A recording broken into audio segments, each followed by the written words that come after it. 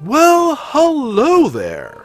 Welcome to the fire. Sometimes you have to become that guy to deal with that girl, like in this following story. The time we turn into that guys to get back at that girl. r/RPG horror stories posted by Ryan X Wanbin. This is a story that isn't a good look for everyone that was involved. Not for the biggest player that was the problem. The players, including I, that retaliated against her for the behavior, and the DM who should have handled things better. Such is the life of Roll20 games where strangers play with one another. The game was centered around the more often than not story/setting where a group of adventurers are coming to an unexplored land and become an expedition team sent on dangerous missions. I was a ranger who wanted to explore every bit of this land and document my findings in a huge guidebook and sell it for profit when other settlers would come. There was also a cleric, paladin, and rogue whose goals or characters I can't really remember, if they even had any.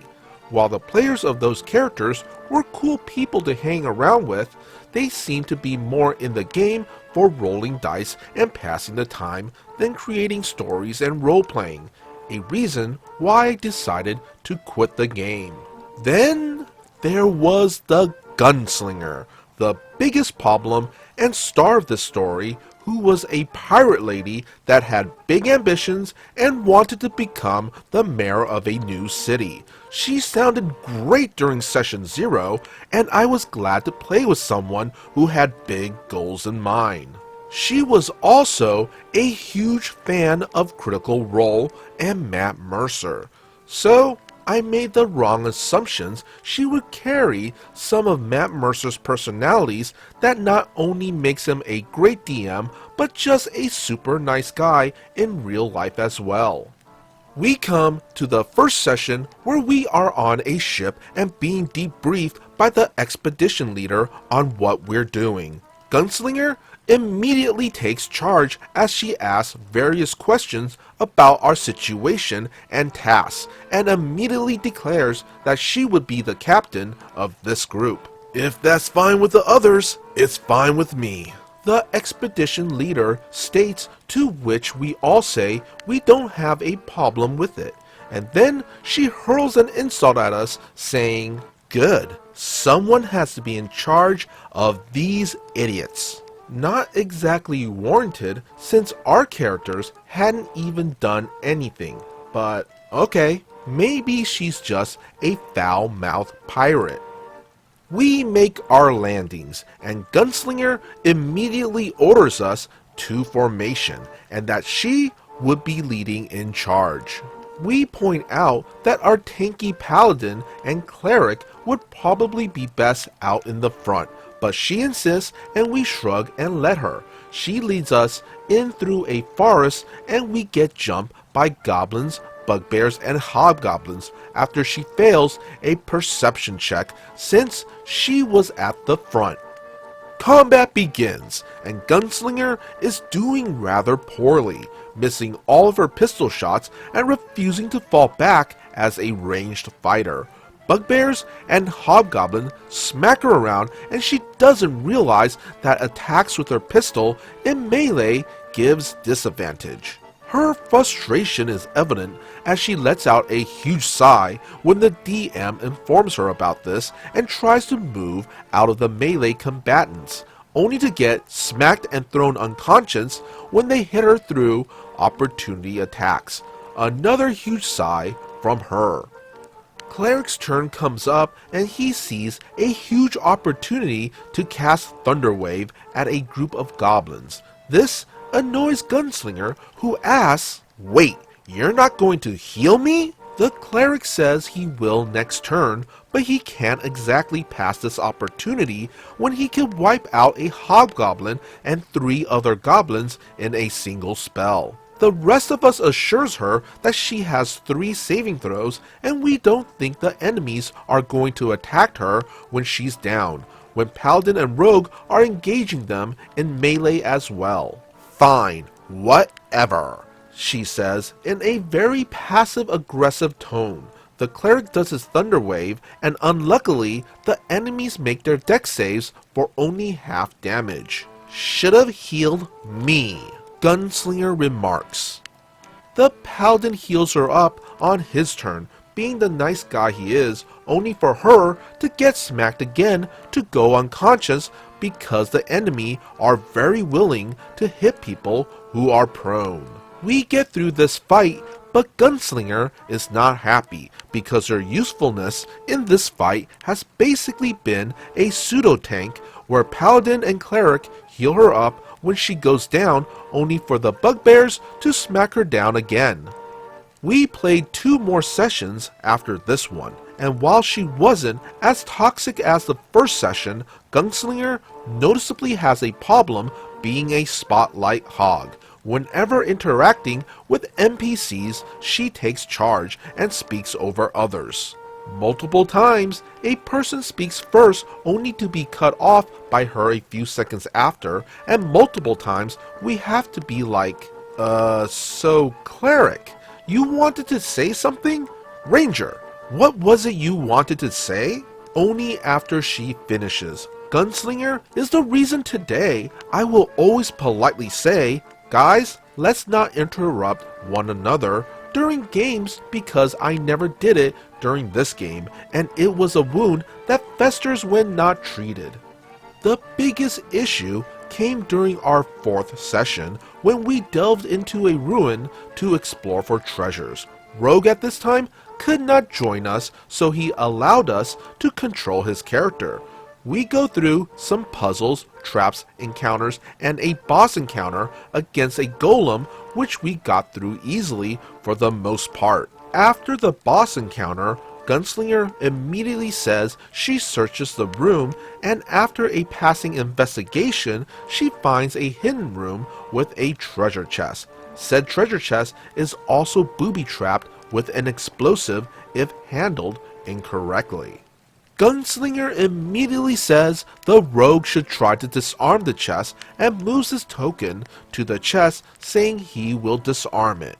Okay, says the DM as he does a thieves tool check on the rogue and botches. There is an explosion, and Rogue also fails his dex check to be immediately knocked unconscious from a 6d10 explosion.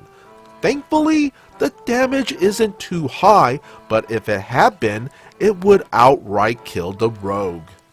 Gunslinger is not even remotely apologetic. She laughs and tells us we should heal him up and grabs the loot chest, telling us that she found it first and has dibs on whatever is inside.